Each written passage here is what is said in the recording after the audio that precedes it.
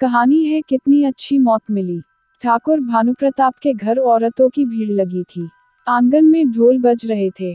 औरतें सजी सवरी गाना गाते हुए बड़े उत्साह में दिख रही थीं। मीठे मीठे व्यंजनों की सुगंध से सबके मुंह में पानी आ रहा था।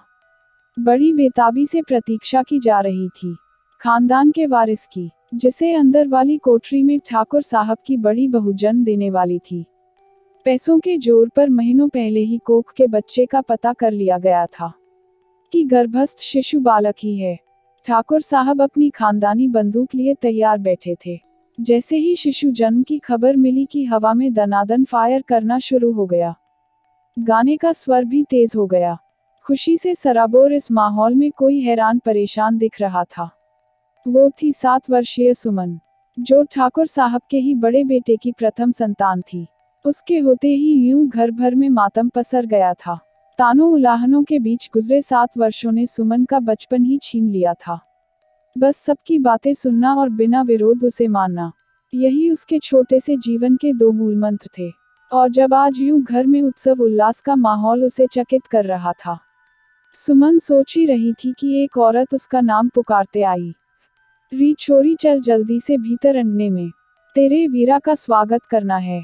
सुमन बिना कुछ बोले चल दी अंगने की ओर। वहां पहले ही सब औरतें झुंड बनाए खड़ी थीं। बीच में सुमन को खड़े करके उसे नीचे झुकने कहा उसकी दादी ने। जैसे ही सुमन नीचे झुकी, उसकी पीठ पर गुड़ की भेली रखकर फोड़ दी गई। सुमन जोर से चीख पड़ी दर्द से। दादी ने मुंह बनाते हुए कहा, अरे यूं क्या चिल्ला रही पागलों की तरह। भगवान ने बड़ी कृपा की जो थारे पाछे भाई हुआ। अब भला और क्या चाहिए तन्ने। सुमन की समझ में न आया कि भाई के आने से भला उसके ऊपर भगवान की क्या कृपा हुई। दिन महीनों में और महीने बरसों में बदल गए। सुमन अब 16 बरस की हो चली थी। आए दिन उसके ब्याह को लेकर घर में चर्चा होती। सुमन को पढ़ने लिखने का बड़ा शौक था। घर पर रहकर प्राइवेट एग्जाम दिला दिला कर ही उसने 10वीं की परीक्षा अच्छे नंबरों से पास कर ली थी। उसका बड़ा मन था आगे पढ़कर नौकरी करने का।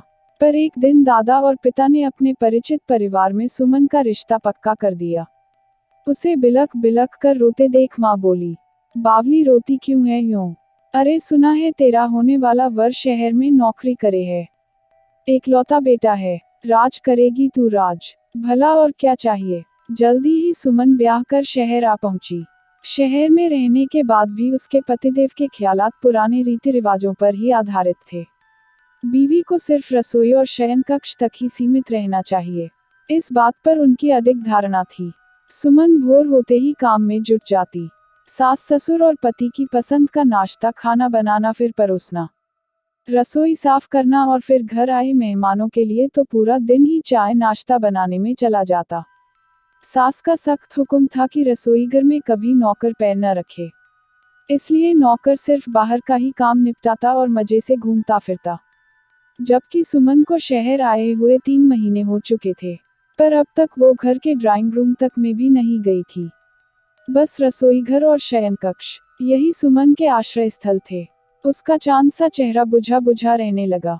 हरदम उदासी ओढ़े काम करती सुमन को देख एक दिन सास चिल्ला पड़ी, ये क्या मातमी सूरत बनाए घूमा करे है घर में, अपशकुन लागे है मने। अरे भगवान ने इतने बड़े घर परिवार में ब्याह दिया, राजकुंवर सा वर दिया, भला और क्या चाहिए तुझे।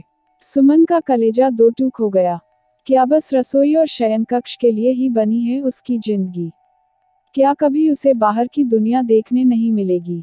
कुछ ही दिनों बाद पता चला कि सुमन गर्भवती हो गई है।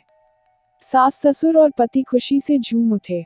अब उसके खान पान पर ध्यान दिया जाने लगा कि कहीं बच्चा कमजोर पैदा न हो। सास अपने सामने उसे दूध का पूरा गिलास थमाती। सुमन को तो कभी 1 कप दूध भी नसीब न हुआ था, इसलिए इतना दूध पीते पीते उसे उल्टियां होने लगती। ये देख सुमन का पति गुर्रा उठता, बच्चा कमजोर हुआ न तो फिर देख तेरी क्या गत बनाता हूं मैं। आखिर एक दिन सुमन की गोद में चांद सा शिशु आ ही गया। सास ने झट से कहा, बस दूध पिलाने को ही तू लेगी इसे गोद में, बाकी सार संभार मैं खुद करूंगी। मुझे इसे तेरे जैसा अपशकुनी न बनाना है। कुछ बरसों में 2 और बच्चे हो गए, पर सुमन की दिनचर्या में तनिक भी फर्क न पड़ा। उल्टा अब काम बहुत बढ़ गया था उसका। पूरे दिन घर परिवार की सास संभार करते कब दिन से रात हो जाती, उसे पता तक न चलता। धीरे धीरे बच्चों के बड़े होने के साथ साथ सुमन का स्वास्थ्य गिरता चला गया। बदन में बहुत कमजोरी आ गई। अब बहुओं को तो डॉक्टरों की जरूरत होती ही नहीं बिना मतलब के। इसलिए सास इसे सुमन की कामचोरी का बहाना मानती। सुमन के मायके वाले तो बेटी ब्याह के गंगा नहा लिए थे। बस इतने बरसों में 2 बार ही मायके बुलवाया था सुमन को। आखिर एक दिन सुमन उठी बिस्तर से तो चक्कर खाकर गिर पड़ी। उसके पति ने देखा तो उठकर आया और उसे जगाने लगा। चल उठ, यूं नाटक न कर, मुझे देर हो रही है, जल्दी से चाय बना ले। पर अब उसकी बात सुनने के लिए सुमन का सिर्फ शरीर ही था वहां। आत्मा तो कब की जा चुकी थी इस कमजोर पिंजरे को तोड़कर। देखते ही देखते परिवार समाज के लोग जमा हो गए। सब आंसू बहाते हुए यही कह रहे थे, वाह कितनी अच्छी मौत मिली सुहागिन की।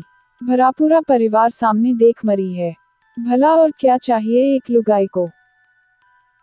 अगर आपको कहानी पसंद आए तो लाइक और शेयर कीजिए और चैनल को सब्सक्राइब करना मत भूलिए।